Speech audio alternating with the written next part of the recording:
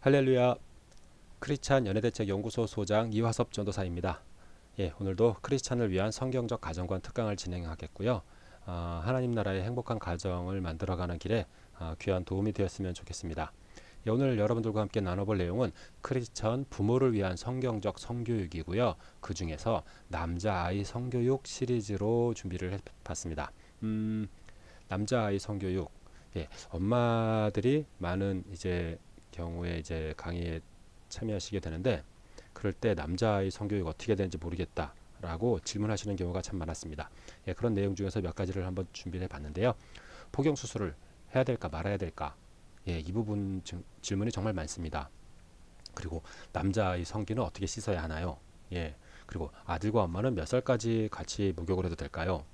또 야동을 보면 어떻게 해야 될까요? 그리고 자기 성기를 자꾸 만지작거리고 그러면 어떻게 해야 될까요?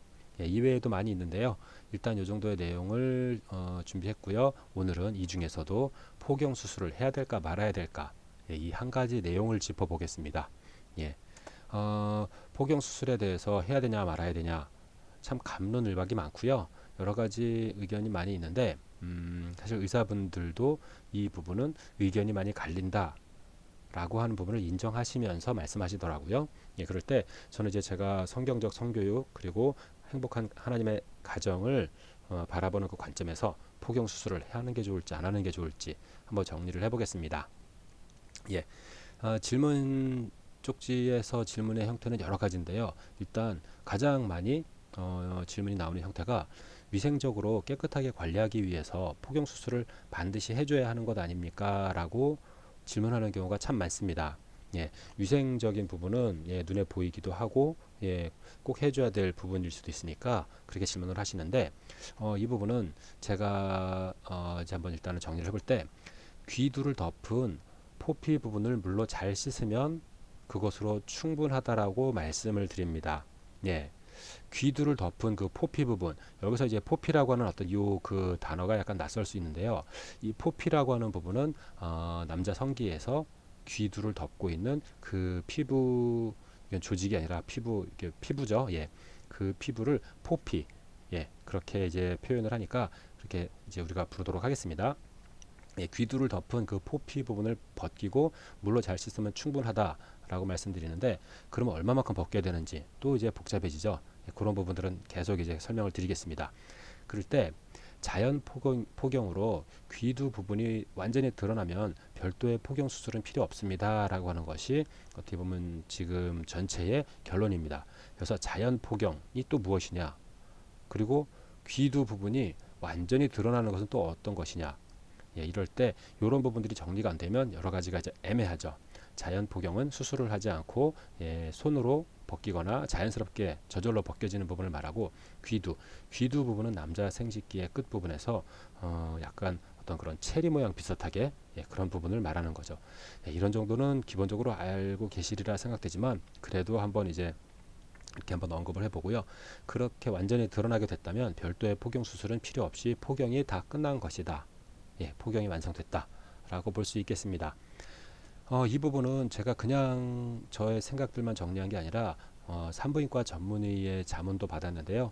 예, 그분이 한 30년 정도 산부인과 전문의를 하시는 동안 이런 어떤 남편의 어떤 성기에 그 포경하지 않은 비위생적인 그런 상태로 인해서 여성에게 질병이 생긴 것으로 진단 내려진 적이 없다라고 말씀을 하시는데요.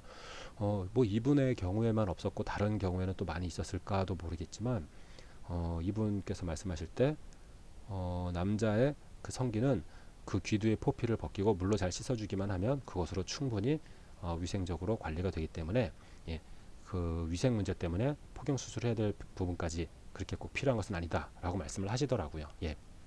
이런 부분 참고적으로 자문을 받았다라고 하는 말씀을 드리겠고요. 결혼 후에 부부의 성관계를 위해서 포경을 하는 게 좋지 않은가? 결혼 후에 부부의 성관계를 준비하는, 그렇게 남편으로 자라가는 그런 자녀를 바라볼 때 부부의 성관계를 위해서 포경 수술을 해주는 게 좋은 게 아닌가라고 하는 생각을 하시는 경우가 또한 많습니다. 예. 그럴 때 이 부분은 제가 또 많은 사례들을 질문 답변도 하면서 연구해보고 조사해본 결과 부부 성관계에는 불리하다라고 하는 결론을 내리게 되었습니다. 부부 성관계에 있어서 포경을 한 성기는 불리하다. 예, 안 된다는 건 아닌데 불리하다라고 하는 거죠.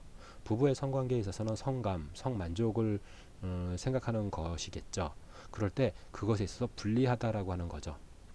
예, 그렇게 불리한데 성관계 준비를 위한 자위에 있어서도 안 좋은 영향을 끼친다라고까지 말씀을 드립니다. 제가 이 자위 부분에 대해서는 건전한 자위, 음란하지 않은 자위라고 하는 영상을 따로 영상을 만들어서 올린 부분이 있으니까 그 부분의 내용을 참고해 보시면 제가 어떠한 관점에서 결혼 전에 그리고 뭐 결혼하고 나서도 자위를 하는 것이 부부의 성관계를 준비하는 것이고 그것에 도움을 주는 것인가 라고 하는 부분은 거기서 이제 살펴보시면 되겠고요. 그렇게 성관계 준비를 위한 자위에도 안 좋은 영향을 끼친다라고 하는 그런 부분은 지금은 이게 온라인 방송이라서 제가 사실은 용어라든가 표현을 많이 좀 조절을 해야 된다라고 생각을 해서 정확하게 표현을 하지 않고 있는데요. 부부가 성관계를 할 때 질액이 많이 감소되게 만드는, 예, 그걸 많이 밖으로 끌어내게 만드는 그런 안 좋은 영향을 끼치는 것이 이제 성관계에 있어서도 안 좋은데, 그 전에 부부 성관계를 준비하는 자위 부분에 있어서도 안 좋은 영향을 미친다. 예, 그럴 때 자위 할 때도 포피가 있어야지 자위에도 도움이 된다라고 하는 부분들을 많은 남성들의 사례를 들어보면서 연구해서 이제 말씀을 드립니다. 많은 포경 수술이라는 게 있더라고요.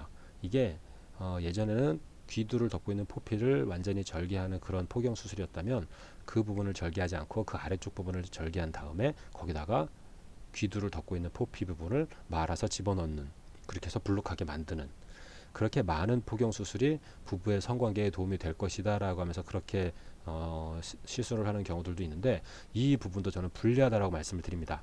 이 부분이 불리한 이유도 아까 위에서 이제 말씀드린 것과 같은 내용인데요. 여성의 질액을 많이 밖으로 나가게 만드는, 예, 그런 결과가 되기 때문에 불리하다. 이 부분은 이제 기혼 여성분들의 자문을 받아서, 예, 자문이라기보다는 어떤 그런 사례 소감을 받아서 듣고 이제 말씀을 드리는 겁니다. 그러면 자연 포경이 되면 좋은데 자연 포경이 안 되면 병원에서 포경 수술을 꼭 받아야만 하는가라고 하는 부분이 궁금해지시겠죠. 자연 포경이 안 되면은 병원에서 포경 수술을 받아야 되는 것이냐? 저는 일단 대부분은 자연 포경이 가능하다라고 생각합니다. 예, 대부분 자연 포경이 가능하다라고 하는 것은 하나님께서 우리의 몸을 만드셨을 때 이게 포경이 될 수 있도록, 귀두 부분이 벗겨질 수 있도록 대부분 자연 포경이 가능하도록 만들어진 거죠. 그 중에 정말 특별한 경우 어떤 신체에 어떤 좀 이렇게 특별한 어떤 어떻게 보면 기형이라고 할까요? 예, 그런 부분이 있을 때 안 되는 경우들이 정말로 있는 그런 사람들도 있기 때문에 100%라고 말씀을 드릴 수는 없지만 대부분 예, 자연 포경이 가능하다라고 생각하는데, 그럴 때 벗겨지지 않은 진성 포경이라고 하는 그 부분이 있는데, 진성 포경이 무엇이냐? 그러면 뭐 진짜로 잘 포경된 것이 아니냐? 용어만 들으면 그런 착각이 있을 수도 있는데, 진성 포경이라고 하는 것은 남성의 귀두 앞부분의 표피가 전혀 벗겨지지 않는 것을 이제 진성 포경이라고 얘기를 하더라고요. 예, 하지만 진성 포경이라고 알고 있었던 경우도 그 후에 자기가 한번 벗기려고 노력을 하면서 차근차근 조금씩 벗겼을 때 벗겨졌다라고 하는 사례가 참 많았습니다. 예, 그러니까 진성 포경이라고 하는 부분도 그렇게 보여도 그것은 지금 아직 벗기기를 시작하지 않은 거지, 그것이 벗겨지지 않는 특별한 어떤 그런 상황이 아닐 경우가 대부분이기 때문에 진성 포경이라고 생각되더라도 벗기는 노력을 해보시기를 바랍니다. 예, 귀도 그럴 때 어떻게 이제 자기의 그 진성 포경이어도 그게 벗겨질 수 있는가를 생각해 볼 수 있느냐면, 확인해 볼 수 있느냐면, 귀도 앞으로 피부가 늘어난다면, 포피가 늘어난다면, 당겼을 때 늘어난다면 자연 포경이 가능한 것이다 라고 볼 수 있습니다. 예, 이 부분은 조금 이따가 그림과 함께 더 자세히 볼 거니까요, 그때 설명을 드리고, 언제 하느냐? 그냥 뭐 특별한 때가 있는 게 아니라 목욕할 때 조금씩 벗기면 되겠습니다. 목욕할 때 조금씩, 예, 목욕하면서 씻으면서 조금씩 벗기면 정말로 몇 달 걸리지 않습니다. 조금 더 열심히 하면 더 빨리 되겠죠.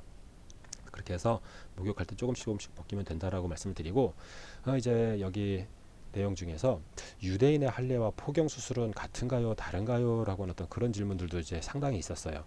유대인들은 포경 수술을 받은 건가요, 아닌가요? 예, 유대인의 할례와 어떻게 같으냐 다르냐라고 하는 부분인데, 제가 이 부분을 연구해 보면서 생각해 봤을 때 매우 많이 다르다라고 하는 결론으로 나왔습니다. 예, 왜 그러냐면 유대인의 할례는 표피 끝을 절단하는 것입니다. 예, 유대인의 할례 도구와 유대인의 할례 방법을 보면 포피를 귀두 앞쪽으로 당겨서 그 부분을 절개하는 건데, 근데 병원에서의 포경 수술은 귀두를 덮고 있는 포피 전체를 절개해서 잘라내 버리는 것입니다. 예, 많은 포경 같은 경우는 이제 그 부분을 다 벗겨서 안쪽으로 말아 넣게 되니까 결국은 귀두를 덮는 포피가 전혀 남지 않게 되는 거죠. 예, 그래서 많은 포경은 더 왜곡시킨다라고 하는 것을 볼 수 있고요. 그래서 더 자세하게 설명은 지금 생략하겠지만, 유대인의 할례와 포경 수술은 어떤 개념, 방법, 방향에 있어서 전혀 다르다라고 하는 사실을 알 수 있겠습니다. 예, 포경 수술을 해야 될까 말아야 될까에 대해서 일단은 좀 뭐 이론적으로 설명을 좀 이렇게 정리해 봤고요. 다음 영상에서 그림과 함께 보면서 포경 수술은 하지 않는 것이 좋고 자연 포경이 충분히 가능하고, 그렇게 되는 모습을 그림과 함께 보도록 하겠습니다. 이상 포경 수술을 해야 될까 말아야 될까 영상 1편을 마치겠습니다. 감사합니다.